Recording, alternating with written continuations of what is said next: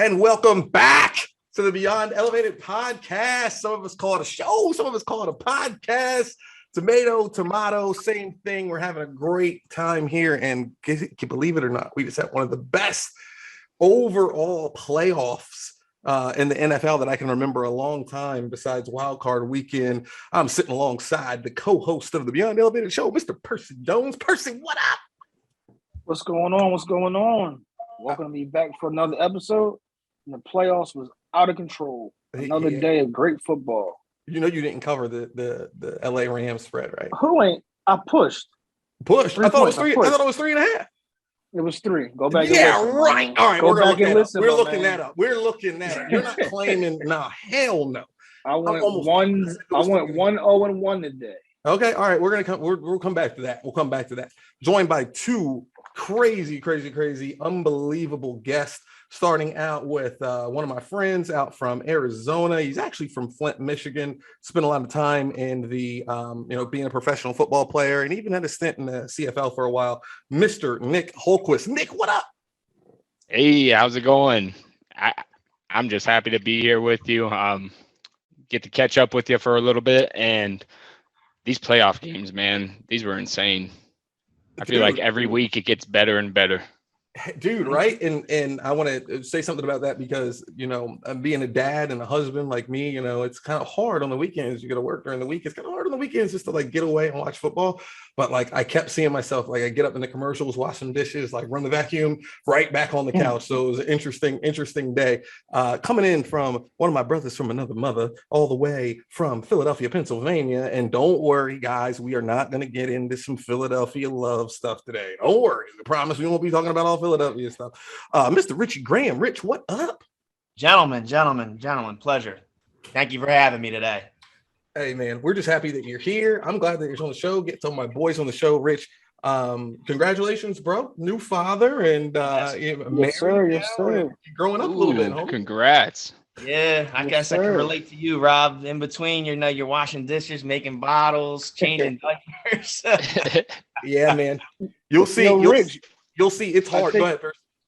My fault. I think me and your son share the same birthday, Rich.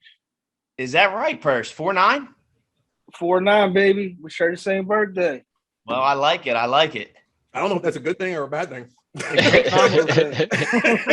What are you drinking, Percy? This is just cranberry juice. No, it's just cranberry juice. Oh, yeah. You must have so many people from your job listening. Go ahead, Rich. Cranberry juice on ice, Percy? Yeah, All right. It wasn't in the refrigerator yet. For those of you guys who don't know, Rich he's been my homie for years. I mean, probably for the last 15 years now. But he's in Percy and I's fantasy football league too. So, and he's actually pretty good. Rich has won this year. Rich won this year, and then he has back to back. You went back to back on him. Yeah. Okay, Drake. Oh, wow. Okay. You know what I'm saying? That's what it is. That's I'm trying to think. When's the last time somebody in our league's gone back to back? Oh, I remember. It was me. Anyway, so Nick, me, Percy, and Rich are all at a fantasy league, and it's pretty fun. We've been in it for about 12, 13 years. We've been in it for a minute. Long time. That's awesome. Yeah, so it gets pretty interesting when we get into that. But today we're not here to talk about fantasy, even though that's for another day. Today we're here to talk about this weekend, and oh my goodness, you go into a weekend, especially with the championship weekend, AFC championship and the NFC championship, and you may think, or you may start to realize that it's probably not going to get as good as it was last weekend. Last weekend we had an epic and unbelievable weekend, one of the best weekends of all time in football. But believe it or not, today actually kind of delivered, and we had two major matchups today. The first one, my God, the surprise of the entire, I would say this is probably definitely the biggest upset that has probably happened in the playoffs in a long time. Percy, what do you think? I mean, give me another upset that's happened here in the last 5 or 10 years in the playoffs that's been remotely on this type of level. I'm trying to think. I can't think. Rich, Nick. No, this is major. This is major. If you got to think that hard, then this is major. I'm trying to think. Was I think the Bengals were in the right place. Like I don't see it as an upset. Yes, the Chiefs, don't get me wrong, are a better team. But if you look at the guys on their depth chart, Joe Burrow, you got Jamar Chase, you got Joe Mixon, you got guys that have been in the opportunities with the pressure on them, and they came in, showed out tonight, and I respect it. Don't get me wrong. We're going to talk about Burrow here in a second. I mean, and by the way, I hate to be on fandom, but it's always good, and I hate to always repeat this, but it's always good to see a city that really loves their football team, that isn't like so glamorous, and they're not a Miami or Philadelphia, they're not an LA or something like that, like the Cincinnati Bengals. I mean, their fans, this is like true moments for them. Like people, like the people are on the Twitter and everything. Like you see videos of people crying. Like this is a very, very big deal. This hasn't happened since what, Rich? I can't even remember. Go ahead. 88, 89, 88. Wow. Who was the quarterback then? I can't even remember. Was it Esiason? Was it good old Boomer? It might have been old number 7. Yeah, that's too old for us, guys. I was born in 85. Like that is a long, long time ago. And I don't remember who was quarterback then, but yeah, a long time. Rich, let's. It was Boomer. It was Boomer. Okay, it was. Boomer. Oh, that's probably cool though, because he was on the set today at the CBS set when they were on the field. So that's probably good for him to see that. So Rich, let's go to you, man. Like. What was this? Give me the final score first, and then just talk about what this meant. I mean, here's the thing. Going into the game, who would have thought that Cincinnati twice in 1 year could have beat Andy Reid and the Chiefs? I mean, if you you probably say 0-2 for Cincinnati, 2-0 for Kansas City there. It was a dogfight, 27-24 final. I will say, I want to add this in. I took Cincinnati money line there. So, what was it? Was 7.5. Wasn't it? Yeah, I believe it. I think it closed at 7.5. But I just said, you know what? I'm going riding with the dogs today. And I was nervous in the beginning, man. It was a pretty big deficit. It was 21-3 at half, fellas? Was that? Yes. Yeah, 21-3. They lost their tight end on the first or second drive, Uzama, which was, with them doubling Chase a lot of the time, opens up Uzama. That's like his check down, his security blanket. And, we all know that their offensive line isn't the best. It's pretty – it sucks. Yeah. It's middle. I mean, it regressed back towards the mean. I mean, it was ranked like on, bottom 5 for the last 5 years or 3 years or something like that. And it got back to average, but I think that has to do more with Joe Burrow's release and the way that he can get out of the pocket so fast, more than it is the offensive line. But go ahead, Rich. Yeah, I mean, Joe Burrow, his pocket presence, is just one of a kind. He's not the razzle dazzle. He's not a Patrick Mahomes. They have two different style of play. But when you are a quarterback in the type of offense, you got to know what works and what doesn't work. And, they find ways to get it done, and they just, they ground and pound. And like you were saying, Rob, they're a blue collar team, blue collar fans, very similar to Philadelphia. I don't want to make this about Philadelphia, but, it's about the dog in the fight, or I should say the fight in the dog, not the dog in the fight. And we get in by the way, for the people listening, yeah, we all have families and we all love our families. And we do know that there's more to life than sports. Believe me, we know that. But, what sports does for people, especially when you can get behind a professional team and how it moves an entire, crowd and an entire city when people are talking about what happened when the Eagles won the Super Bowl, or when Cincinnati went to the Super Bowl, these things are things that affect people in life. I mean, they went down 21-3, Nick. When they're down 21-3, I mean, is it over or what? I'm thinking no, but I had my doubts definitely there. But the Bengals, I mean, they come out second half and they're just rolling. They got the energy, and to have the Chiefs come out scoreless a whole quarter in the third quarter, and then to put up 3 in the fourth, but they're putting up 21 points in the whole first half. Like, they have to capitalize somewhere in those 2 quarters to put the Bengals away. And that's something that they didn't do. And while we're talking about putting the team away, I know you guys all want to talk about this, so we can go round robin on this.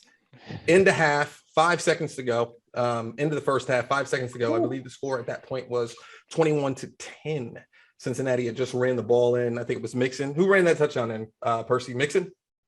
The first one, Piron. Where'd he go? Oklahoma? Where'd he go?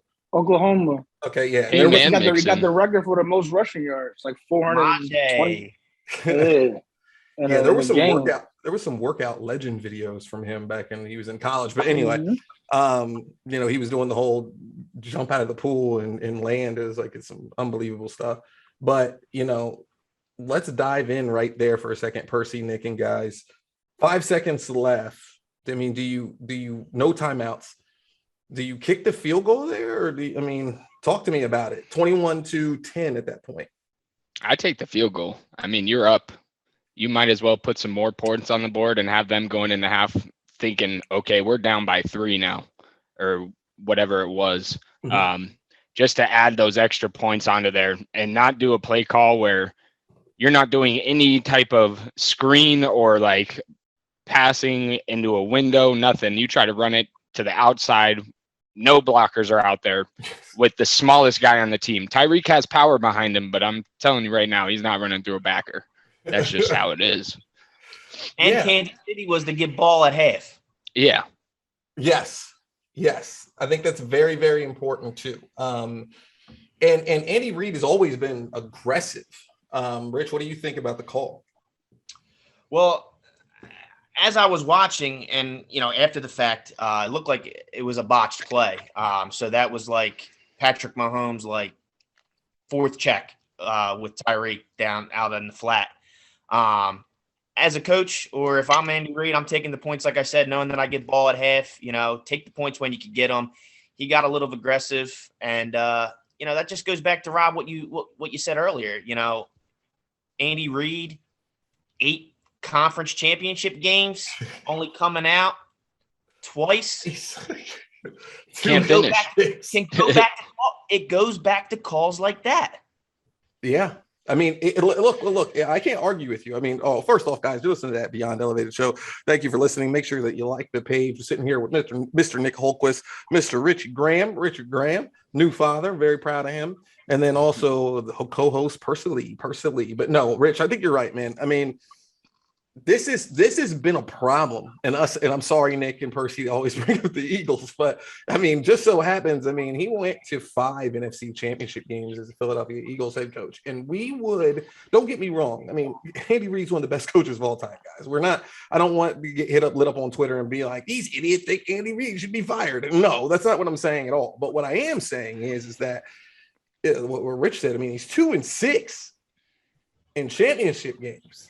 And, when we think back what he used to do with the Philadelphia Eagles, it was like, these are the type of decisions sometimes that are made that are like, bro. And what makes me upset the most is that Patrick Mahomes just threw the ball into the ground. They had a play at 10 seconds right before that. And Patrick Mahomes threw the ball right into the ground. So he knew the situation. The situation was known, and he just did it. Now, I know that they motioned Tyreek Hill across the thing, but obviously that was a check down. But if Patrick Mahomes is in there with 5 seconds, he knows they didn't rush up to the ball. It wasn't a no-huddle situation. It was the play was called in. Patrick Mahomes had the ball, 5 seconds to go, and you throw it in bounds to Tyreek Hill.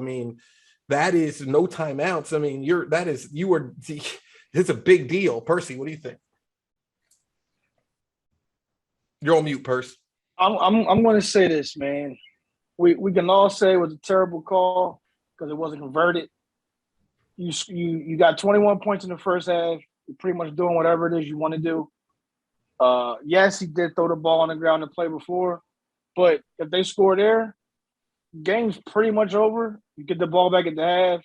You're going to halftime on top. Not saying they weren't, but who wouldn't get the ball to Tyreek one-on-one? I don't care who he's going against one-on-one. If it's Tyreek and pretty much anybody one-on-one, I'm probably going to give the ball to Tyreek. Yeah, but he's just so happy he didn't get it. He was in the flat. We all saw the game last week, right? Where he did the Buffalo. The way he took that ball and went to the crib. Yeah. One-on-one with Tyreek, no one's going to say, oh, no, I don't want that matchup. We're only saying it because it didn't convert. We're only saying it because it didn't convert. Only reason we're saying it. Go ahead, Rich. Name someone one-on-one, Rich, that you would say, nah, Tyreek not doing that. Come on, man. I totally agree with you, but where I'm going to stop you there is Tyreek is the type of player where he excels in the open field, open space. Correct. He's working with 2 at most, maybe 3 yards there, man. Windows I'm going to Kelsey. That's my choice right there. Every route that's ran should be ran into the end zone. Like there should be absolutely nobody on a 2 or 3. You cannot, under any circumstance, not have a route in the end zone. And these are things. This isn't like, this is the championship game. This is a game going to the Super Bowl. You can't come up. You kick the field goal there, and even if you do go for it, right? If you do go for it and you miss it, right, or you go for it and you just don't get it on the 4th down. Yeah, okay, but you at least you made the play call was correct to go, and there's no think about it, man. You have 5 seconds left, right? There's no chance that you shouldn't at least get another shot at it. So you ready? Cannot throw the ball inbounds in that situation. You cannot take a sack. And then you guys got younger brothers, huh? Nick or Rich? Do you guys have a younger brother? Only child. No, I'm the youngest. Okay, so Nick, do you have an older brother? Yeah, I got 2. Now I know you were great at football and all, but growing up, was your older brothers better than you at doing things? Yeah. Okay, so listen to my analogy, right? Your little brother, right? Big brother right now, the AFC is the Chiefs going against little brother. You're up 21. You got 21 points up going into halftime. I'm pretty sure it was times you were growing up that your brother was like, yeah, I'm not worried about Nick. Like, he can't outdo me in running. He can't throw the ball further than me. It's the same situation. Okay. Big brother playing little brother. That's fair. I mean, when did they start that drive? Like a minute 30 or a minute 40? I mean, they just marched the ball all the way down the field. You are right about that. I will give you That's what I'm saying. Big bro playing little bro. It's like, I'm not worried about you, Nick. Get out of here. And then one day, Nick grew up, and they were like, oh, shit. Hold on. Well, they're not. It backfired on them, fellas. It backfired. But they should have been prepared. How did any of you guys feel? I guess we'll go over to Rich or Nick. How did you guys feel about going into halftime, the same exact score in the same exact place as they did last time and losing? So it was 21-10 at halftime, and I think in week 17 when they played, they went into halftime 21-10. Cincinnati was down, and then they came back and won. Same exact thing happened today. And that's when Jamar Chase had a field day back in week 17. Yes. Yeah. For sure. That guy is he's surreal to watch. Yeah, let's talk about Jamar Chase for a second. Oh, I can't wait. Oh, can I go first on this one? Wait. Hold on. Because I don't want to miss the moment. Let's continue with the game recap, and then we'll talk a little bit more. So they come out of halftime, score is 21-10. And then it just seemed like, basically, in my humble opinion, and Nick, you can comment on this, it just seemed like Cincinnati, just the momentum of the table was just tilted all the way down towards them ever since the first drive and Kansas City had the punt. Go ahead.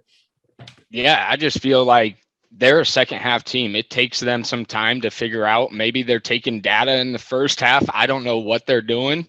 But when they come out in the second half, their defense is fired up. They got the energy going.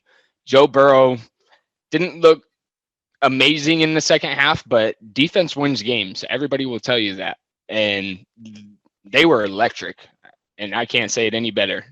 And the fact that Patrick Mahomes still had like 4 to 5 seconds when he would take the snap in the pocket or just getting out of it, but then them still playing their coverage for that long, that's impressive. Like any other team in the league, Mahomes is going to throw the ball to anybody and they're going to catch it. Yeah, I'll give you that. I mean, Mahomes had a good day today. He was 26 for 39. He had 275 yards, 3 touchdowns, 2 interceptions. Last one in overtime hurt bad. But 3 touchdowns, 2 interceptions. I mean, Rich, we look at Mahomes. This is his 5th year in the league. We look at Mahomes. The only person that he's ever lost to in the playoffs is Tom Brady. Yes. The only person he's ever lost to. He's been to 3 AFC championship games, a Super Bowl, 4 AFC championship games, a Super Bowl appearance, and a Super Bowl champion, and he's been MVP of the league. this is basically the best quarterback that ever stepped foot on the planet to have the kind of arc that he has had as soon as stepping foot in the NFL. Did he take a step back today? Oh, absolutely. I mean, it depends what perspective you look at it. Again, this is all going to go back to Andy Reid putting his players, Patrick Mahomes, in a position to win this game. I mean, at the end of the day, what did they win or what did they lose by? 3 points. They didn't take that 3 points at half. You can argue that. Okay. But, you got to tip your hat, you got to really tip your hat to Burrow here. I mean, you think about it. He's been only in the league, 2 years? This is his second year. And his first season, he got hurt the last part of the season. He was torn ACL. They won 4 games. He was only responsible for 2 of those wins last year until he blew his knee. And the last year in college, he won a national championship. So he's playing in a national championship in the Super Bowl within the span of 3 years. I think we got another Patrick Mahomes. I mean, if you look at his stats too, he was 23 for 38, 250 yards, 2 touchdowns, and an interception. That's pretty equivalent when you put it in my eyes to Patrick Mahomes. I did see something from Joe Burrow today. I will say that we were on the text back and forth, Nick, and I believe it was when after he had thrown the interception and he came back out. He shouldn't have thrown the interception, but hey, you win some, you lose some, right? He throws the interception. I was thinking they were going to come back out because the score was 24-24, I believe. So he threw the interception. Sorry about that. He threw the interception, and Kansas City had the ball. I think that they went 3 and out or something like that. They punted back to him, and I thought they were going to come out and run and be more careful, but no. They started gunslinging it, and on 3 third downs that drive, he ran for the first. And that's not something that he does. Like, for him to do that, he had to put himself in an uncomfortable position to win that game. And I think that's exactly what he did. And the Chiefs went into half holding their heads high, and maybe they were too big-headed, thinking, okay, we're up 21-10. Like, we just got a score coming out of half, and then this game's over. Well, that wasn't the case. To them, though, Nick, I hate to disagree with you. I mean, this just happened 5 or 6 weeks ago. You went up on this team 21-10 at halftime in Kansas City. You come out and you get beat. And for it to happen again, it's the adjustments. That's all on coaching, I believe. Playing down to your opponent. Yep. Ooh. Props to the coaches over in Cincinnati, because they made adjustments that needed to happen. And look at it. They went 2-0 against KC this year. So. Yeah. All right. I mean, let's keep talking about it. I mean, Travis Kelce went for 10 and 95 with a touchdown. Tyreek Hill went for 7 for 78 for a touchdown. It's not like Jerick McKinnon went 12 rushes for 65 yards. Rich, it's not like they didn't get where they wanted to get. It just was they couldn't close in the second half. Yeah, I mean, I don't know if they sort of went off script. It just seems as if, listen, there's first half teams, there's second half teams. Kansas City is typically a first and second half team. They play 4 quarters of ball every time they touch the field. I think we all can agree there. But I just, at the end of the day, I just think Cincinnati just wanted it a little bit more, and they really didn't have anything riding on this like Kansas City did. Yeah, that's true. So, Percy, you want to see how this game went? Give you an idea on how this game went. First drive for Kansas City in the game, they went 11 plays for 84 yards, touchdown. Oh no, these are the scoring drives. I'm sorry. You called it. Touchdown. Then they went 7 plays for 75 yards, touchdown. Then they went 8 plays for 72 yards, touchdown. They're up 21-3. Okay, so it's like this is about to be the route. Right? Like, we're about to do the celebration here, kind of like what we did to Philadelphia Eagles back in the day on a championship game. It was like we just beat the living bejesus out of them, right? And this is what looked like it was going to happen here. But then very, very right before that end of that second half, they string together a 7-play, 70-yard touchdown drive with Perrine, running in at the end. But going to half 21-10, here's what happened after that. You ready? Kansas City drives. Punt, interception, punt, field goal. Where was Tyreek Hill? Where was Travis Kelce? I don't were know. they in the second half? Defense. I'm gonna give you this. I'm gonna give you the second half drives. Okay, one more time. First half drive. Touchdown, field goal. No, sorry, touchdown. And then they had the ball at the end of the half. The mess up. So they scored every single time they had the ball in the first half. A touchdown, by the way. All right. Don't score at the end of the first half. And then they come out. Punt, interception, punt, field goal, interception at the end to start overtime. That is the biggest drive of their biggest drive literally was what? 27? No, wait, what is it? No, I'm saying that last drive where Patrick Mahomes threw that interception, that was the biggest drive of the season. He couldn't do that there. Why are you going deep like that? Like you just can't do that.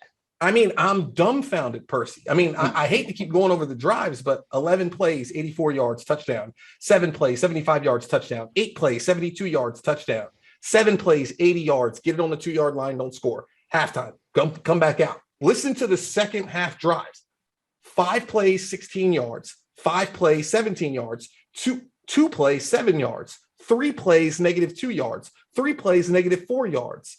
Field goal, 14 plays, 49 yards. 3 plays, 0 yards on the interception in overtime.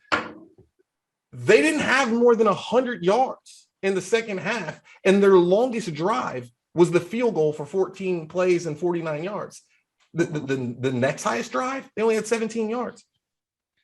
I mean, you're talking meltdown. That's adjustments. That's the Bengals going into half saying it's nut up or shut up time. Like, we got to do something to make this work. And they came out and showed that they did make it work. I mean, the coaching staff probably went in and made those adjustments, double team on Tyreek Hill, and then one-on-one coverage with the safety over top of Travis Kelce. Like, I don't know. I can't. Yeah. Like I said last week, man. That's a very big flat. Rich, who's more to blame here? Is it Andy or is it Patrick? This is a meltdown.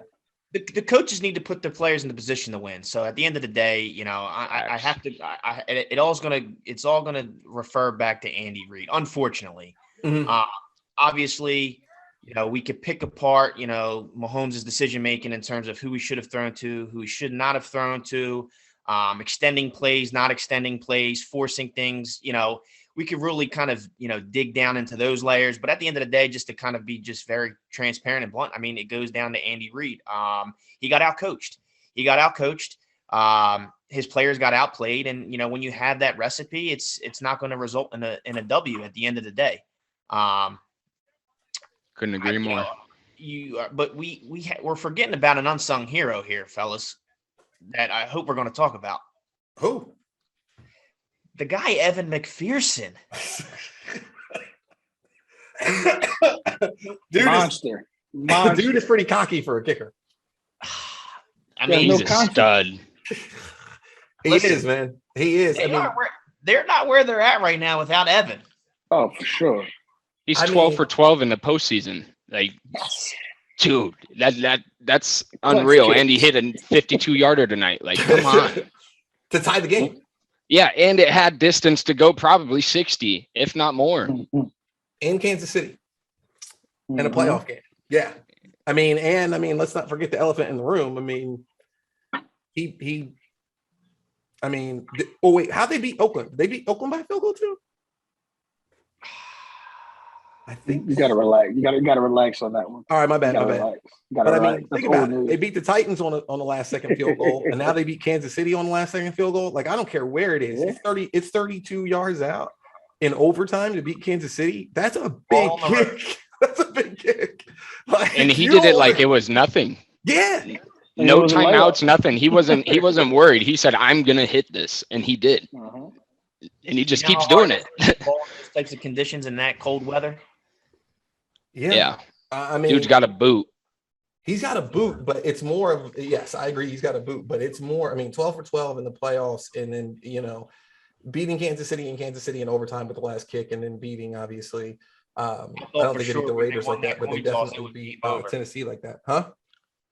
I thought for sure when they won that coin toss, it was lights out. It was over. I said tails. Yeah, I think Nick talked about that, and Rich or Percy, you can talk about that. I mean, 3 plays and an interception, 3 and out. I don't go for the deep ball there. I'm sorry, I don't. But I don't take that risk. That's the way they play, though, Nick. They play like that. That's But any other team, I would say yeah, but that's the way they play, man. But if you look You do at that- it from the third and the fourth quarter, the Bengals made those adjustments to stop the deep threat. So you go into overtime and you try to attack it just out of nowhere. Why are you doing that? They've been stopping you this whole second part of the half. You can't try to take the deep ball. Take the short game and then just drive down the field. He definitely should not have thrown the ball. I mean, think it goes back to my analogy. I hate to keep saying it. They still think They're little the bros. big brother. They're gonna push over. I have a little brother, fellas, that's 14, and I got one that's 10. I'm 38. There's no way soon that they're gonna be able to beat me in basketball. I might not be able to run around with them. I'm gonna put their little ass in the post, and I'm gonna lay the ball up. Yep. Now, until my 14-year-old brother gets about 17, 18, then I'll give up. But so I mean, that's probably what they're thinking. But I mean, like Rich said earlier, man, defense, man. When they stopped them before the half, that was it. Like, imagine how they went in halftime and was like, "Yo, we got this," and they did everything in that second half. And I said last week on the podcast, Rob, these young guys have nothing to lose. They have everything to gain. This is not normal. Like, okay, wait. Like, I hear what you're saying, but this isn't normal. If you lose to the Chiefs, locker room, you cry for a second, you get dapped up. Everybody loses to the You Chiefs. did way more. You did way more than what you're expected to do. Right. But you go out there and leave it all on the table and you win. They have nothing to. They have no fear, man. What are we scared of? I mean, and the fact they did it in a season too. They're When's the 2-0 against them. When's the last time a second-year quarterback has taken his team to the Super Bowl? Russell Wilson? It doesn't matter. Today doesn't matter. No, I'm just saying it hasn't happened in 10 years. I think it was Russell Wilson. I think Seattle beat Denver in the Super Bowl his second or third year. But before that, I think it was maybe Ben Roethlisberger. That is not normal. And it might have been. Yeah. And the difference between, and this is just my personal opinion, then we'll move over to Rich. The difference between Russell Wilson and Ben Roethlisberger, both of those teams, that Pittsburgh team and that Seattle team, was great running teams and defensive teams. They were not. Russell Wilson and Ben Roethlisberger were good, but they weren't at that time where we look at them now. Like, they were like, okay, Russell Wilson was like a game manager, right? Back then, because the defense, that Legion of Doom was the ish back in the. I mean, they were crushing people. Like, they beat the bejesus out of Peyton Manning. Like, they made Peyton Manning want to retire. But yeah, Rich. I mean, dude, this isn't normal, man. Joe Burrow's in his second year in the league. Chase is a rookie, breaking records. Second year in the league, 3-0 right now as of today in playoff football. And, he in 2 weeks he's going to be playing for the biggest game of his career. Listen, bright future for this kid. Sky's the limit, honestly, if you're asking me. And here's the thing: you got to tip your hat to the kid. I mean, first off, coming off the injury that he had, and being able to be ready for this year is one thing. Two, then you have the psychological part of being able to play, knowing that, you have the issue that you had coming off of the previous year. And, and like we said in the beginning of the show, the O-line, in terms of the ranks of the NFL, it's probably bottom tier. And, and you're coming off of a full ACL repair and you're playing behind that and you're playing in the Super Bowl. I mean, I don't know. Like, I really can't. It's probably the biggest NFL story we've had, like, in the last 20 years. I mean, think about it. And I'm not here to argue. I'm just asking. I mean, think about it. When Russell Wilson went to the Super Bowl that year, that was not his team. That was Marshawn Lynch's team. That was Richard Sherman and the Legion of Doom's team with Cam Chancellor. That was Bobby Wagner's team. Russell Wilson was not that. When Ben Roethlisberger went, that was not his team. That was Kevin Green's team. That was Lloyd's team. That was Jerome Bettis' team. That was Hines Ward's team. That was not his team. Like, this is Joe Burrow's team. Okay, like, he's the guy. Like, it's not like when people like he's the star, and like everybody get on my back. There's nobody out here better than me, and this is it. But he's making his players be stars too. That's the whole point around it. Absolutely. I mean, Brady. Yeah, literally. He's treating everybody the same, and they're doing the same in return for him. And look at T. Higgins. I mean, against the Raiders, he had 1 catch for 10 yards. Then against the Titans, he had.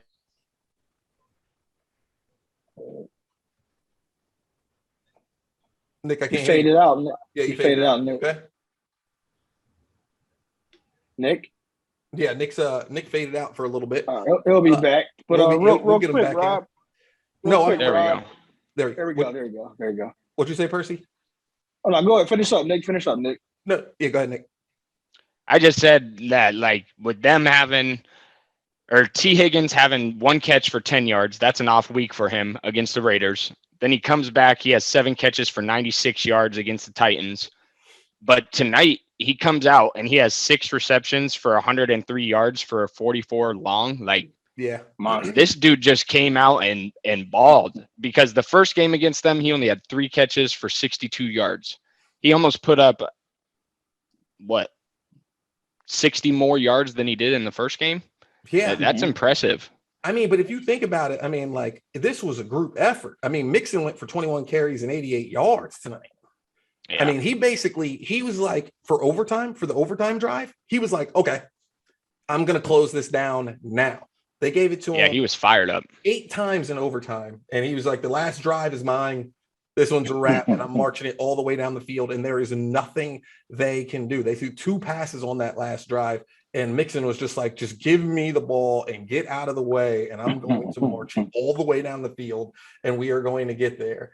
I mean, it was all over the place. So team effort. Last questions here for Cincinnati, and I want you guys all to chime in on this, is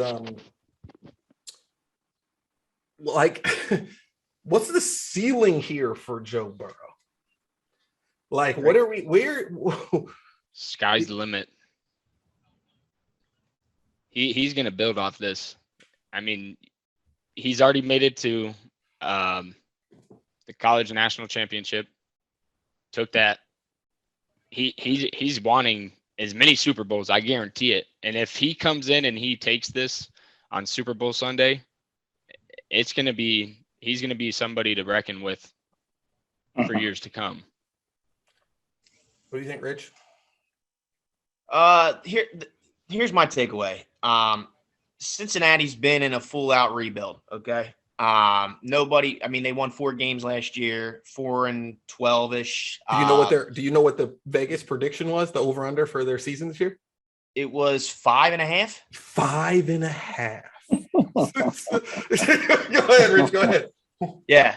But so you take a year's difference. Here's what's going to transpire now with Joe Burrow and the Bengals is now they're going to start basically pulling in talent or being able to attract talent to Cincinnati, and just to build off of the layer that they're already at now moving forward. So now that they've reached this pinnacle, or soon to be perhaps even the largest pinnacle of winning a Super Bowl, for free agents and things of that nature, it's just going to now be, the Cincinnati of the old days that we had, in the 80s, 90s, where it's going to be a place for talent to come and play with Joe Burrow. As you see people such as, we're going to use, for instance, Tom Brady. He just pulls it in. People want to play with a winner, a leader. And I see that in Joe Burrow. But do you think that's going to bring in toxicity to Cincinnati? I mean, look at Brady. They took a chance on Antonio Brown. I don't even know what he did on the field. He had his own little party. Been there, done that with put on a show. What do you mean? He put on a show. But been there, done that with the toxicity with Ocho Cinco. Yeah, I don't think Ocho was toxic. I think he was more like just he's the kind of person you just don't need this shit. You just don't need this shit. I do like how they kind of handle their business, though. Joe Burrow doesn't really, talk any trash. Either does Jamar Chase. I'm shocked, man. I mean, I know he's a rookie, but like he's in the place now to be the. All right, let's talk about this. Let's talk about Jamar Chase. But preseason, just go back to preseason where they were saying, "Oh, this guy's overrated." They were saying he can't catch the ball. Yeah, comes out and just is. I mean, how many yards did he have this year? I'll tell you this: I haven't. Whatever yards he had, almost 1,500. I'll tell you this: I haven't seen a rookie season like this from a receiver since Randy Moss. Literally. I mean, I hate the college he comes from, but the kid's a stud. Did he have a better year than Justin did last year? Than Justin who? Jefferson. Oh my God, yeah. And I'm not saying that Justin Jefferson isn't playing out of his mind, but when you go to Kansas City in week 17 and what is it, 260 for a touchdown, and then 3 touchdowns. 2 touchdowns? 3. He had 260 and 3 touchdowns at the best team in the leage. And then off 11 receptions. And then you come back in the playoffs as a rookie, get over 60 and be like the main target. Like the main topic of discussion is we got to stop Jamar Chase. Like, every news channel was talking about that. He's a rookie.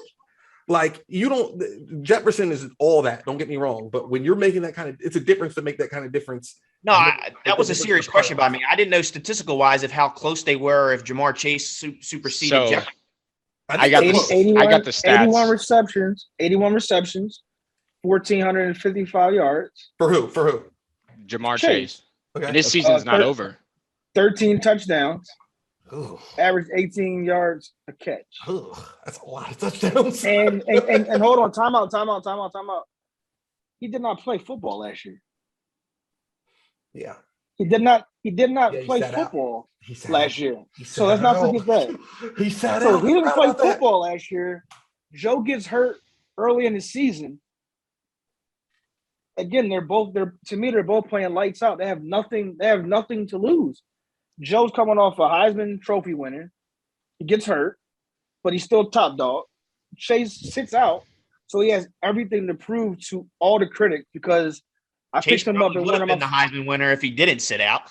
Exactly. In one of my fantasy drafts, they laughed at me because I drafted him early. They laughed at me. They said, "Yo, he's dropping every pass at practice," and I said, "Okay." Don't matter. I mean, I'm not gonna. Do you see the way Joe is dressing and the way Joe is coming out to all this? Yeah, he's not worried. He's not worried about none of that shit, yo. Like Joe has a fresh fade. Like he got a rich special. Like Joe's coming out there like yo, like I'm the man. I don't care about all the hoopla. And Jamar is playing like a dog. I mean, that's Joe cool, man. Man, I don't, man. I hear you. I'm just saying, like, I mean, you're right. You are absolutely right. I mean, what were Burrow's statistics this year? What did Burrow have for the year? For what was his season line? Hey, somebody pull that up. Before we go there, this Jamar Chase statistically has better numbers than Justin Jefferson did in 2020, I should say. What did Justin Jefferson have? He had 88 receptions. 1,400 yards. His average was 15 yards. Same. And touchdowns were 7. Ooh, Jamar Chase has 13. That's a big difference. That is a big difference.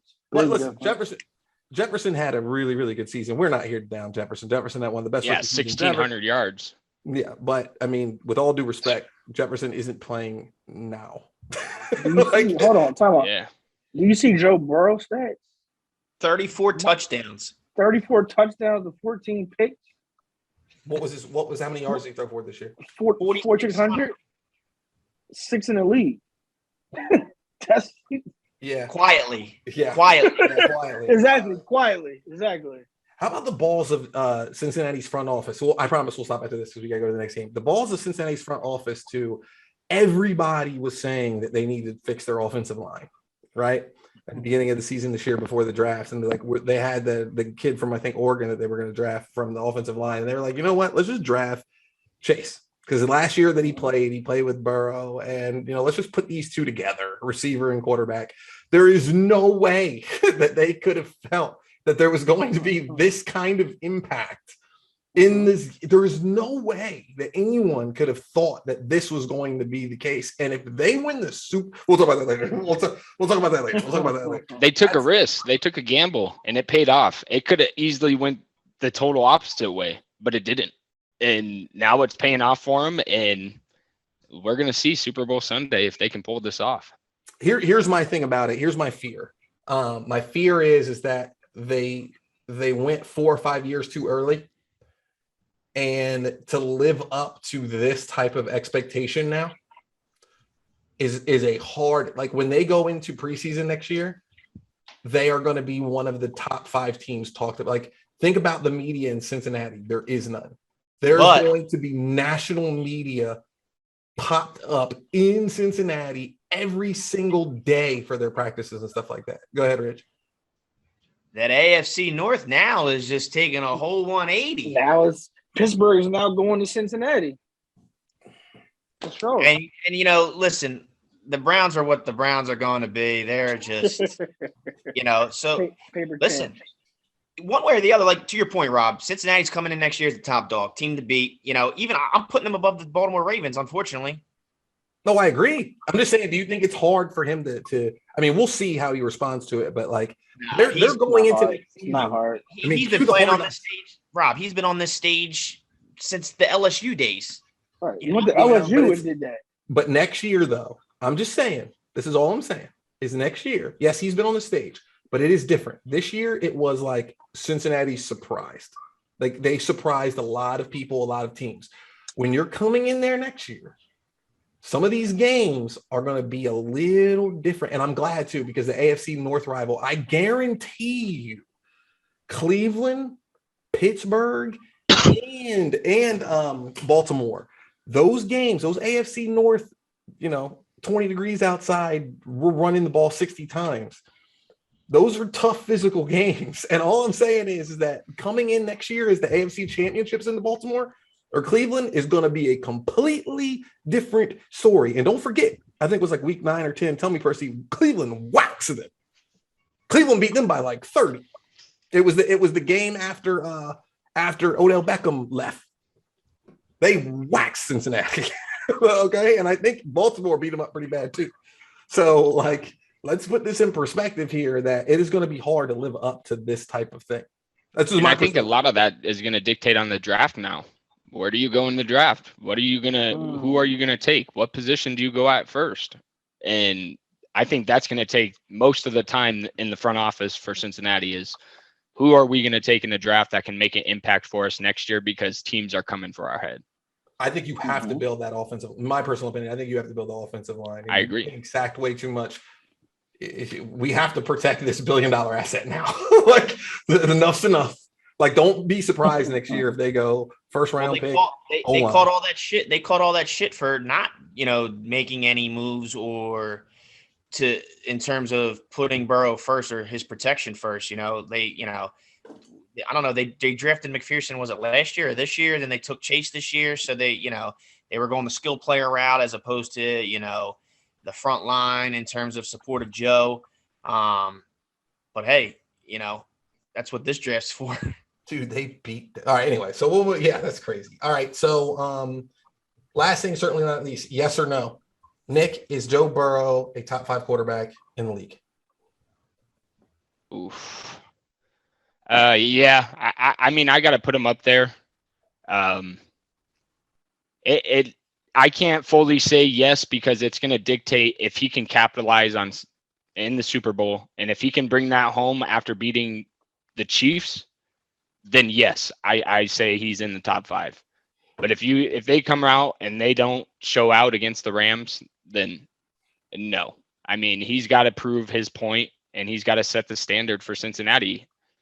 Who's he knocking out? Okay, well, let me go to Percy. Percy, is he a top 5 quarterback in the league? Are we going to be the people that go off of numbers, or are we just going off of? I'm asking you. Is he a top 5 quarterback in the league? The hardest position in the NFL, the most stout position in the NFL. And let's assume Brady's retired. Yes. That's the X factor. Yeah, that's a big X factor. And Big Ben. Big Ben's gone now too. Yeah, but he wasn't approaching the top 5. How about this? If Brady's coming back next year, he's the top 5 quarterback in the league. Period. Like, I'm not putting Burrow above Brady. I want to give you guys some insight on Brady, but that's for a different show. Right. Okay. Percy, is he a top 5 quarterback? I'm gonna say no. Not yet. I'm gonna say no. Rich. And I'm gonna say no because we all know people that do it once, you gotta do it again. Okay. But I mean, numbers wise, I mean, he's number 6 right now. Numbers wise, I mean, shit, he ain't too far off. And he's going to the Super Bowl from his hometown. Yeah. Well, anyway, that he is. And he did it in the playoffs. And you know why I don't say, you know why I say no? You know, I'm looking at the stats right now, and the stats are really because I mean, he's not small he's over top, size, but and that's he's over top. He's over top of Josh Allen right now. So it's like, dude, he went he's in over top of Aaron Rodgers right now. It's he went in and beat the boogeyman at home. Basically, nobody's been able to do that except Brady. Okay, go ahead, Rich. If you were to ask me, is he top 10? Undoubtedly, yeah. I just think his sample size is too small right now, and I don't want to jinx the kid either. He had a great year, but we got the Russell Wilsons, we got the Josh Allens, we got the Patrick Mahomes, we got the Aaron Rodgers still, and then I think right there that bumps him to like maybe 6. Well, who is the top 5? I mean, let's go through that right now. Hold on, Nick, because I am with Russ. I'm with Rich on this. I do think that he's 6 or 7. Yeah. Tom Brady being gone. All right, let's just go through them. We all know Aaron Rodgers is in the top 5. Aaron. Yeah, before we say hold on. Before we say who is like out, let's just list the top 6 or 7. Russell Wilson, Aaron Rodgers, Matthew Stafford. He's got to be in there. No, hold on. Hell no. Since he's moved to the Rams, he's got to be up in there. All right, hold on. Let's just get the for sures first before we get in the argument. Tom. Do we all agree? Tom's out. Okay, Aaron. Do we agree on that? Yes. Aaron. Okay. Mahomes. Yes. Yes. Josh Allen. Yes. Russell Wilson. Yes. Deshaun Watson. No. Deshaun Watson. Oh, Kyler Murray. No. This is where we start getting into the arguments. This is where I think that spot is. This is where I think that spot. I think that's where we're at. Then he has to be. Do you put Justin Herbert above him or no? No. Then he has to be top 5 because everyone's quiet right now. He has to be. The only other individual that would even be sniffing 5, but it's not deservingly, would be Dak Prescott. But no, he's yeah. I'm looking right now, and it's hard to say he's not if you're going off of that. Maybe Matt Stafford.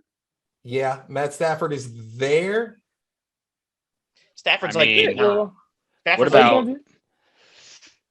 Do you toss Lamar Jackson up there or no? Heck no. He's too not with passing. Not with passing. So why don't you guys think that? I mean, just out of curiosity, Deshaun Watson is a top 5. I mean, let's say top 10 quarterback, definitely. Now I know he didn't play last year, but every year before that, I mean, he is the man. He has taken Houston teams that suck to the playoffs every year. Those teams suck. And he is taking them to the playoffs. What's been around him? Yeah, but we can't go off of that because we're not going off of Tom Brady because we don't. So we can't go off of him. Okay. So yeah. So I guess it's safe to say he's 5 or 6 because no one. I mean, numbers wise, we can say Derek Carr, but no one's going to take Derek Carr. Hell no. I mean, and you said no to Matt Stafford, so he has to be top 5. Yeah. And he beat Derek Carr in the playoffs this year, so he's All right, relax. You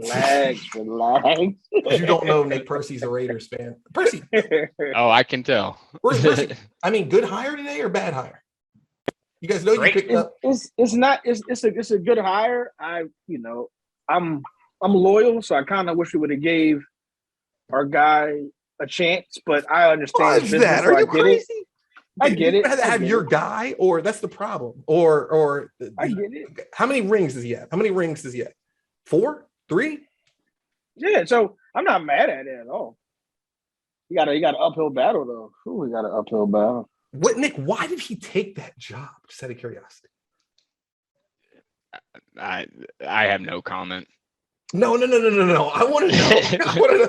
Like, what the fudge? I don't understand this. I'm confused. Help me understand why he would take this job. We're talking. It's time for him to be a boss now. Got to be a boss. Yeah. Now. Wait, what are you saying? Got to be a boss. We're speaking in regards to McDaniels taking the Oakland job, correct? Yeah. Mm-hmm.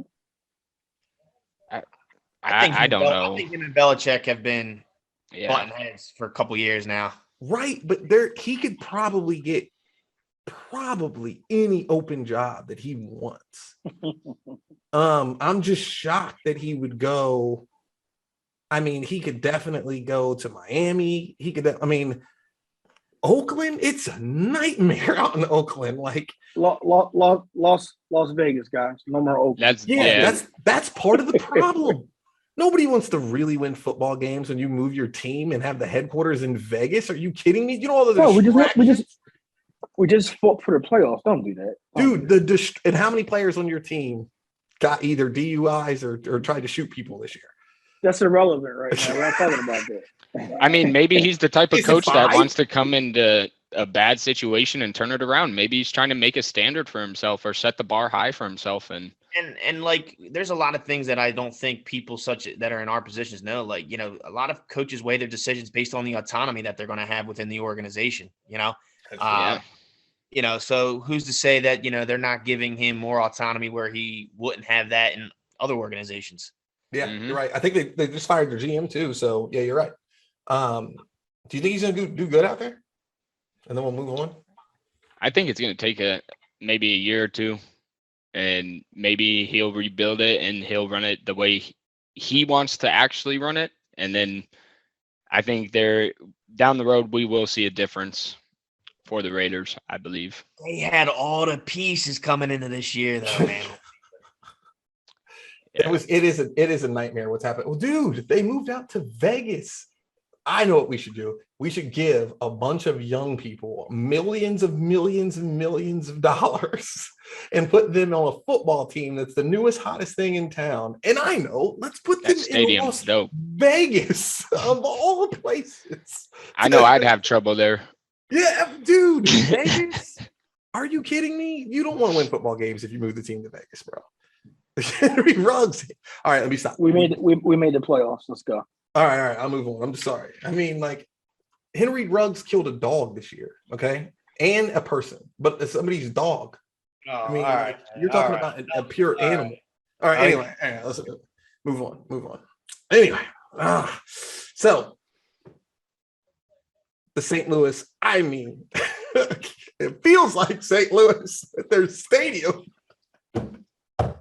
That stadium's sweet. I was just there. St. Louis with their stadium not having as many fans as the other team. Embarrassing. The Los Angeles Rams beat the San Francisco 49ers by 3 with a final score of 20-17. And Big Brother definitely took an L to little brother today and didn't lose for the 7th straight time. Percy, I don't think that's wrong. I don't think the Niners are the big brother at all. Not at all. Not in this. No, not at all. I didn't think that they needed to be in the playoffs, to be honest. They've beat the last 6 times that they've played. He's basing it off of them beating them the first 2 meetings this year. Right. No, I'm basing it off the last 6 times that they've stepped on the football field. San Francisco has won. No, I'm basing it off Jimmy not being able to capitalize on the opportunity he has at hand. I mean, look at what he did against KC.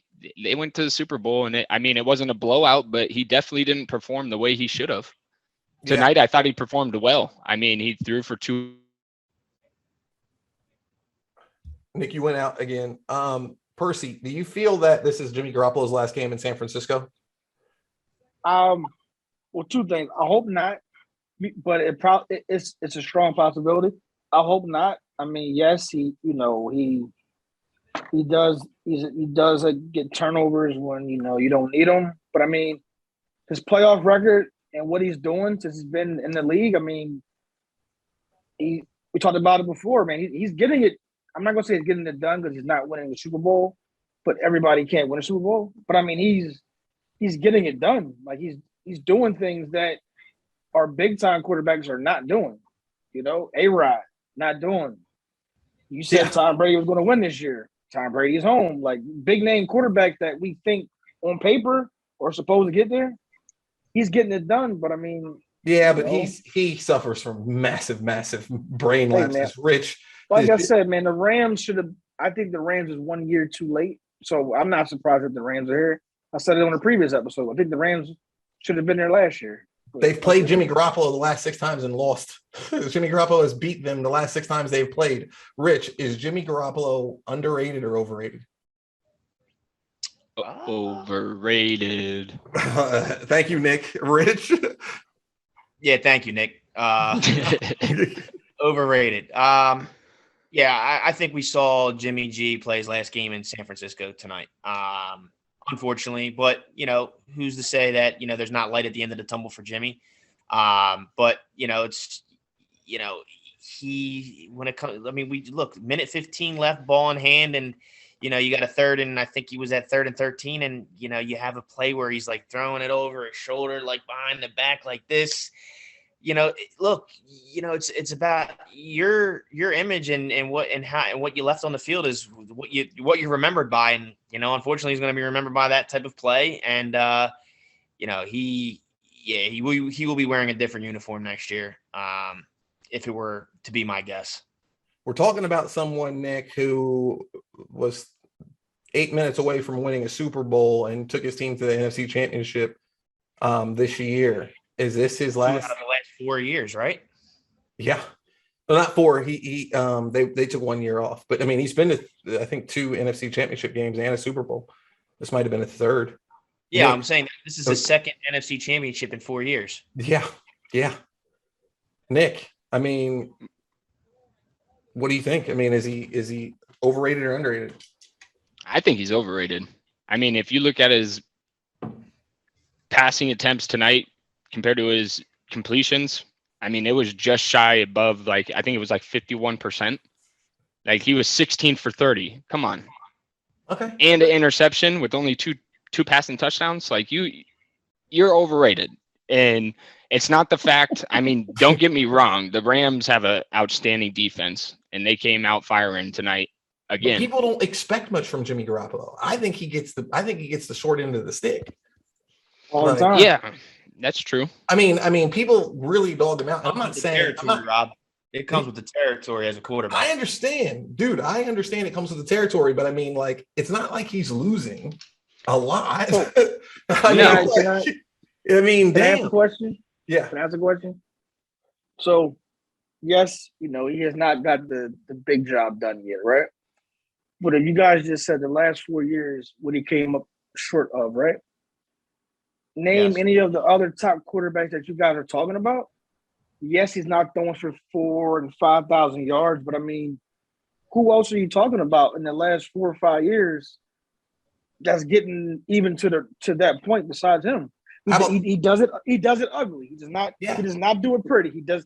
I will admit, he does not do it pretty. But in comparison to the last 4 years, the other quarterbacks you got over top of him, who else are you talking about? And here's my next question, I have Percy. a question for you, Percy. Wait, no, I want to. This is good.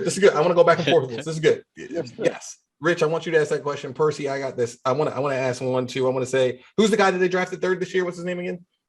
Trey Lance. Trey Lance. Do they go to the NFC Championship again in the next 3 or 4 years? So Trey Lance is their quarterback. Go ahead, Rich. I'm gonna say. Go ahead, Rich. Rich to go. That's my question. That's my question that I want everybody to answer in a little bit. Rich, ask your question to Percy. Well, Percy was making a very valid point there. If we're speaking in terms of these other quarterbacks that can say in the last 2 to 4 years that's been where Jimmy's been, but who is the last Super Bowl winning quarterback out of San Francisco? Steve Young. And before Steve Young? Joe Montana. Joe. Yeah. Where are the shoes that Jimmy's trying to fulfill? Correct. But he had the opportunity to. Yeah, exactly. So did Colin Kaepernick. And it just Yeah. and they were 6 minutes away from winning the Super Bowl. So is it the system or the quarterback getting it done? Because you just said Colin and you just said Jimmy. So is it the system or are these quarterbacks actually It's the making it happen? quarterbacks. Okay. So I'm looking at the list of quarterbacks on my screen, fellas. And you're talking about top dogs. And Jimmy's making it there. He's just doing it ugly. He's getting there. There's nobody that besides the Brady's and Mahomes and stuff like that and Rodgers and stuff like that. There's nobody that has in Wilson's in that next tier, those next two tiers. There's nobody that has the accolades that Jim or even with Jimmy. I mean, he has the tools to be successful though. He has Debo. He has, Ayuk. They're all right. George Kittle. They're all right. I mean, those are tools to be successful, though. He has Debo and Kittle. Ayuk. Is Debo a top 5 receiver in the league? No. I don't think so. At the end of the season, he played like it, yes. But overall, I wouldn't say that. Why? Because he was their best offensive weapon and they just started handing him the ball?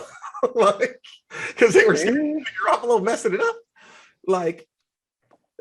I don't know, guy. I'm looking at the list, man, and yes, he does it ugly, but these other names are not even getting to the promised land, man. They're not even sniffing it. This is true, but we all know they're going to replace him. It is what it is. Let's move on here. They're going to replace him. It is what it is. Rich, where's a good location? Nick, Rich, where can Jimmy go and make a difference? That's a great. Jimmy's had an interesting career. From getting drafted and starting off in New England, supposed to be Tom Brady's replacement. Yeah, and then how he basically got overshadowed by, I think it was Jacoby Brissett in New England, and then he found his way to San Fran. The quarterback market's going to be a fun one. If I had a guess where I could see Jimmy playing. I could say one, but I know the fans aren't going to like it. We'll say it. Let's from out in Arizona. I think he would work great with the offense at the Arizona Cardinals. Yeah, to be right, honest. dude. God, there's no way that would. Yeah, that's where I'm saying. If they were to get rid of Murray, I'm talking realistically. Kyler Murray's not going anywhere. He goes into Arizona, he's a backup. The place that I was going to say number one is Denver. Ooh. That's good. That's a good one. Denver needs a quarterback and his kind of leadership in there. Now, he's not going to gunsling it or anything like that, but his kind of leadership in there with that young team on defense and offense with somebody who's been to the Super Bowl, done it, that could help. That system is very comparable to the San Francisco offense. Yeah. I was gonna say the Redskins. And I was also I'm sorry, not the Redskins, the Washington football team. Apologize about that. I said apologize about it. Washington football team, my bad. And then we'll beep that one out. And then, or the Miami Dolphins. Funny you should say that. Why? I've heard from a source that if the official announcement of Brady is unofficial, that's who he will be suiting up for next year. Who? Brady. Dolphins? Get out of here. Anyway, I got some news for y'all too before the show is over. Wait. Are you suggesting here on the Beyond Elevated show? No, this is a very if Brady plays another down of football, it will be with the Miami Dolphins. I've heard that. Not in the Dolphins, just in general, that he's not retiring. What? He's okay. Listen, if that look, Rich, if Tom Brady's going out with a loss, fellas. Yes. Yes. You know how hard it is to go out and win a Super Bowl? There is no way if he doesn't Rob, I'm talking about a loss in general, not a loss. I'm talking about a loss. Tom Brady he's finishing the year with a loss. All right. I'm just saying that's a very big statement. Miami, though? Why Miami? He's buying into the organization. They just fired their coach. You're breaking up, Rich. There is nobody. They fired their coach. All right, Percy, what's the news? Go ahead, fire away. Harbaugh is leaving Michigan. No. Minnesota? No. Minnesota? I have a strong strong source that's saying Minnesota. That's saying Minnesota. I'll be sick. No. I said it earlier in one of my chats. I have a strong source that is going to Minnesota. It's Michigan's fault. They they cut his pay and everything, and said they don't know if they want him to be there. Like, it's crazy. Like, they've been horrible for like 30 or like 20 years. I wouldn't say horrible, but they've been not standard in Michigan. And they were standard Michigan this year, though, and that's correct. What he needed. That's what I'm saying. Right. Okay, but so since he has a winning record, they want to pull him back up to the league. That's how I look at it. Yeah, but now he's pissed off. Like, he don't want to stay there. I wouldn't want to stay there. Like, it's not like he had the skins on the wall. What's he been to three championship games and a Super Bowl? Like, Harbaugh has the skins on his wall in the NFL. Percy, I know you're happy about Stafford. Let's just talk about Matthew Stafford for a little bit, and then we close this out. He deserves it. Let's talk about Stafford for a little bit. Percy, how do you feel about this and Stafford, kind of getting over the proverbial hump and doing it with a little bit of flash too? I mean, hey, look, man, the first year he's really had a chance, and he's come. That was a dumb exception he threw with me. I hate harping back on past episodes, but I mean, I've been saying it, bro. They gave this guy weapons. In Detroit, you only had but so what you can work with. Calvin They gave one person. Okay. They gave this guy before Odell got there. They gave this guy a halfway decent tight end, 2 wide receivers. One being the best in the league, one of the best in the league. Exactly. Let's just put it into this. Let's put it into this argument right now. Cooper Kupp is the best receiver in the period. Yes. Go ahead, Percy. Yeah. Right now. Yeah. So does that go credit to Stafford? Because if we're talking about the best 2 receiving seasons in NFL history, we're going Calvin Johnson, Cooper Kupp, and the quarterback was Matthew Stafford. I don't think he had a better season than Randy Moss. Calvin Johnson had a better season than Randy Moss with the Patriots in like 2008. Yeah, Calvin Johnson has the best receiving season, and then number 2 is Kupp. Okay, all right. I mean, I think it's you're looking at a certain stat. Was it yards? Are you saying, or completions? Because I think he got receptions and receiving yards. Okay, because Randy Moss didn't catch that many balls that year, but he did. I think he had over 2,000 yards. But anyway, we'll talk about that in a second. Percy. So I mean, you gave this guy weapons. You gave this guy multiple weapons. A running back that came back in acres that's going ham, and you have the best, in my opinion, the best player in the NFL, Aaron Donald. You have one of the best DBs in the NFL. What you set him up to be exactly where he is right now, and he delivered. He didn't fall short. Now we just gotta see what happens, 2 weeks from now. Oh, he has to finish the job. Rich, he can't. By the way, just one thing: he can't lose to Joe Burrow in the Super Bowl. By the way, that's a career bad. That will be a bad moment for Matthew Stafford. That will be a bad moment for Matthew Stafford. Rich, what do you feel about Stafford? I mean, it very much deserved. And that's where I'm kind of torn here. Would I love to see Burrow come out on top? Yes, but I'd much more rather see Stafford, much more deserved. He's put his time in. I mean, the guy went, 5-win season last year, was out on an island and got a call and said, "Hey, you're getting traded to LA." And here he is playing for a Super Bowl, man. And, not only Stafford, man, but I'm also happy for Odell. Very much deserved. But Stafford has to solidify this win, to, put him with the grades. Make his mark is what I'm trying to say. He has to come out on top to, because guess what? If he doesn't, he's just another quarterback that lost in the Super Bowl. Yeah, he did. That was a big trade. What did they give up? They gave up 2 firsts for him. In golf. Yeah, that's a big 2 first-round picks. Well, and the fact, my biggest thing is his pride. The fact that he was riding it out with Detroit, not trying to get traded, not doing anything like that, and he was still losing games, but still putting up numbers. That's a statement. And then playing hurt. Yeah. of the time. And then he comes out to LA and he gets an offensive line and he has weapons to work with.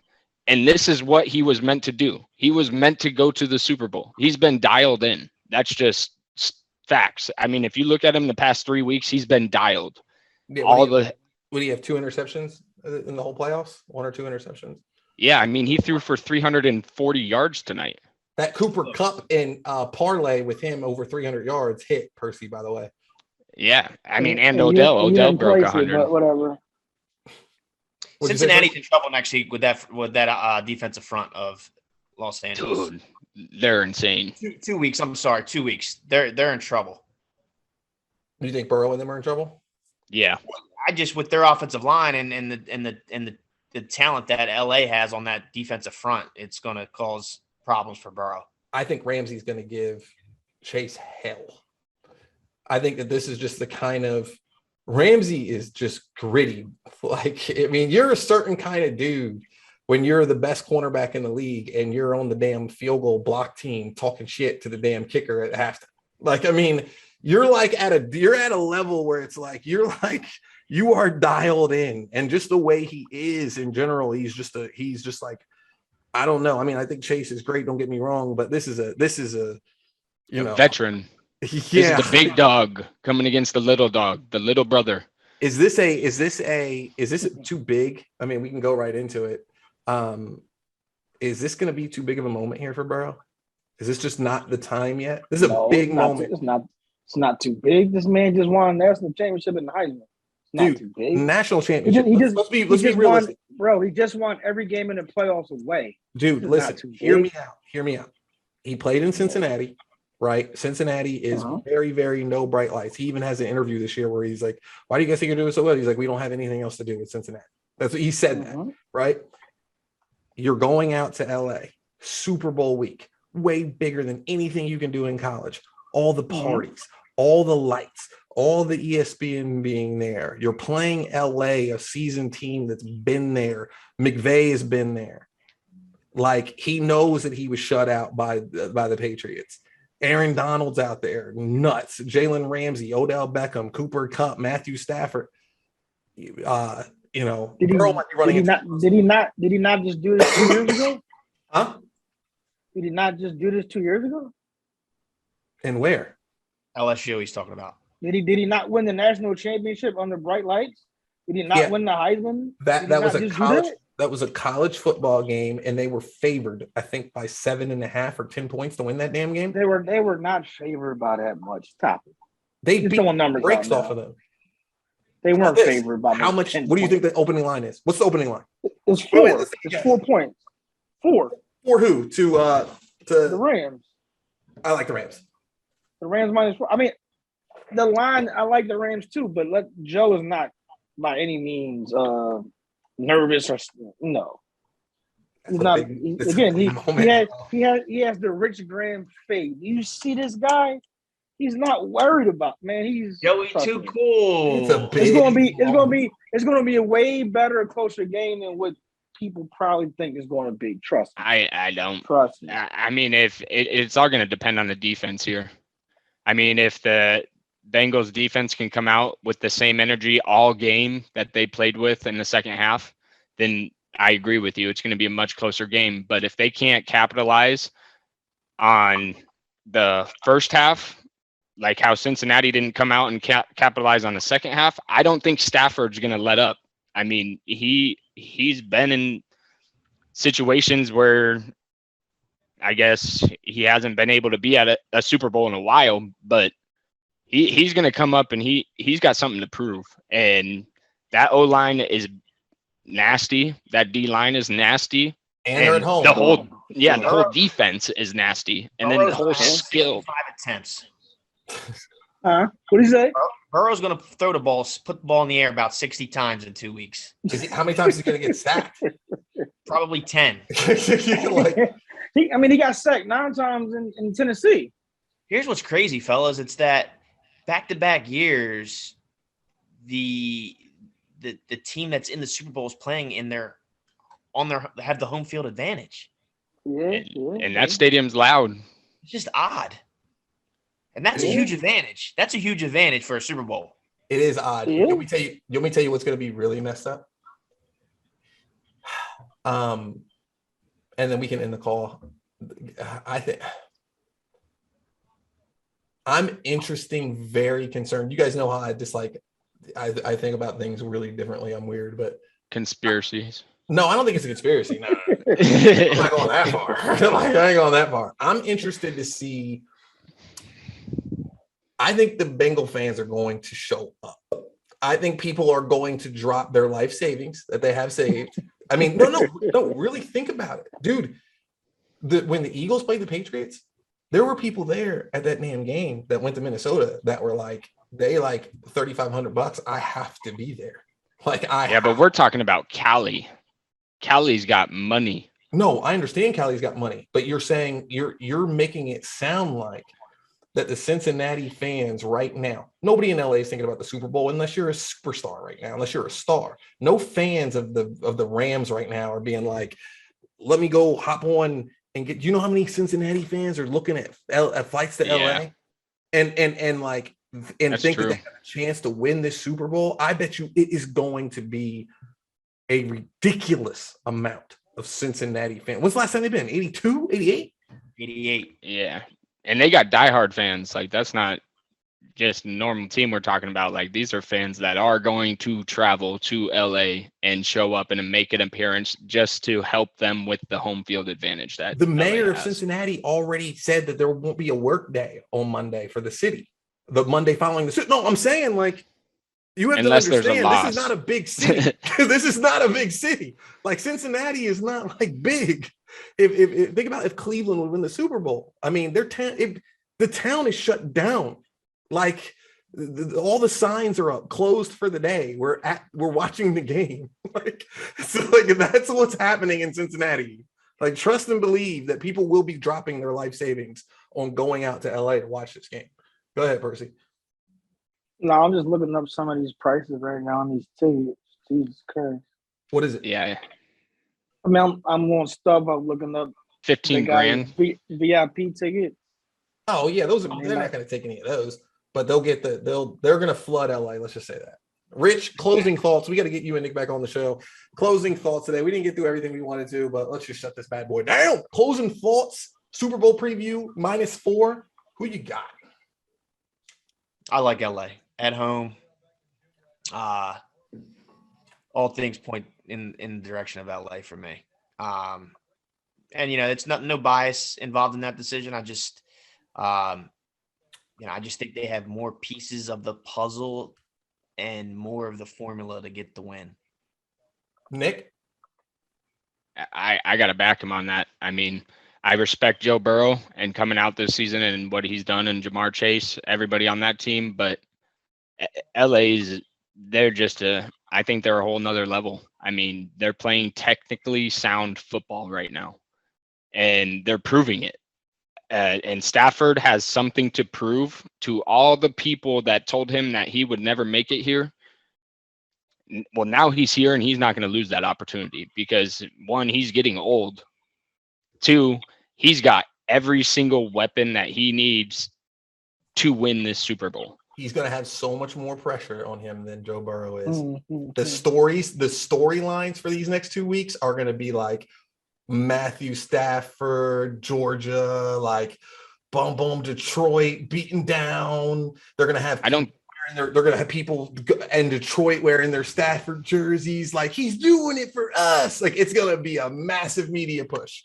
I feel like he's just going to take that and run with it, though. I don't think he's going to take it as a negative. I think he's going to take it as a positive. And he's locked in. I mean, you just look at how he's throwing the ball, everything. I mean, he's rushing for how many yards last week? And then this week where's he at? He's putting his wife's buying up. I mean, he only had 8, but he's doing those yards when they need him to capitalize on a play, and he's taking the ball in his own hands and holding the team on his back and getting those yards and the first downs when they need it. I'm just saying, he's going to have more pressure. Just watch the media in the next 2 weeks. It is going to be like Matthew Stafford. His wife is going to probably do 60 minutes or some shit. Like, no, dude, it's going to be like, you're going to get a massive push these next 2 weeks about like Matthew Stafford always did the right thing, had so much of this going on and this going on. It's time for him to take his like rightful throne. It's going to be a lot. It's going to be a lot. He's going to have his whole family out there in LA for a couple of weeks in the house. It's going to be a lot. It's going to be a lot. But do you like, I could take it that way and I could take it the other way. Like people are going to respect him for riding it out in Detroit. And then he gets a trade call. He's like, okay, like now's my time to shine. Like I'm going to make a statement coming to LA, and yeah, there's going to be pressure on him, but I don't think this is any more pressure than he can't handle. How about this? Last thing. And then Percy, you'll get to close this out. If Matthew Stafford loses, he's going to get roasted. If Joe Burrow loses, it's going to be like, oh, they're a couple years early and Joe Burrow has nothing to be ashamed of. And he tried so hard and he's so young. If Matthew Stafford loses, he's a Jimmy Garoppolo. What'd you say? Oh, dude. Yeah, they're going to first take the next day. Stephen A. Smith's going to be like, it's just a matter of time. He goes out, throws 2 interceptions. It's going to be bad, dude. It's gonna be. That's bad. why he's not gonna lose in 2 weeks. And I hear you saying all the things like he's so locked in and everything, but I mean, that interception drop, that looked bad. Like that looked bad. Yeah, his arm strength has declined, but I think his short game, him squeezing tight balls into gaps that other quarterbacks are not hitting right now. Okay, I truly believe that. I think it's a good thing for McVay because it's like, he's not going to have so much pressure on him as like the boy wonder like he did last time, because Jared Goff was like not an interesting story at all. Matthew Stafford is going to get all the press. It's going to be ridiculous. Percy, -4. Who you got? Again, my prediction last year was the Rams to get there. I think the Rams get it done. I actually believe the Rams get it done just based off of defense. I think the offense is just extra bonus, but defense, I want the Rams to win, but I definitely think it's going to be another bar burner, field goal type deal. Did you say a bar burner? Yeah, 24-22. Oh, no. I think so. I could be wrong on the score, but the Rams are going to win. I think they're going to win. Let's have Rich and Nick back on the show. We'll do a full Super Bowl preview. Boys, thank you so much for being on the show tonight. I appreciate it. Thank you for having us. Thank you guys. I love you guys. Let's have a good one. Hey, guys, remember out there, we're all different. We come from different religions, different backgrounds, different races, different social classes and economic classes. Just remember, be nice to everyone out there. Love conquers hate all the time. And remember, if you're holding a grudge against something, or if you have something that you're looking to let go, just let it go, guys. Life is short. God bless everybody. Hope everybody has a really, really safe next 2 weeks. We're getting ready for the Super Bowl, and we'll talk to you soon. Thanks, guys. Have a good one, guys. Thank you.